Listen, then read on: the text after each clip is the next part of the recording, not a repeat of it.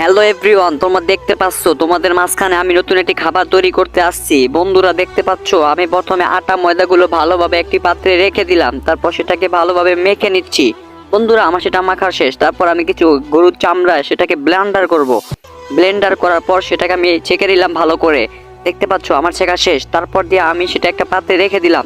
তারপর কিছু মিঠাই এবং লবণ মরিচ এবং আটা ময়দা কিছু হেলদি মরিচ দিয়ে সেটাকে ভালোভাবে লেড়ে তারপর সেটা পাত্রে বসায় দিলাম। তারপর আমি কিছু সবজি এবং ধনিয়া পাতা সহ কাঁচা মরিচ দিয়ে সেটাকে আবারও ব্লেন্ডার করব। দেখতে পাচ্ছ তোমরা, আমি ব্লেন্ডার শুরু করেছি। ব্লেন্ডার করার পরে আমি সেটা একটা পাত্রে রেখে দিলাম, তারপর হেলদি মরিচ দিয়ে সেটাকেও ভালোভাবে চড়িয়ে দিলাম। বন্ধুরা আমি আজকে কিন্তু পুরি বানাবো, তারপর দিয়ে আমি পুরির কাজটি শুরু করে দিলাম।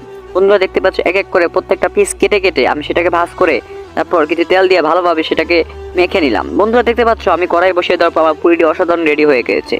বন্ধুরা তোমার চ্যানেলটাকে সাবস্ক্রাইব করে দিও।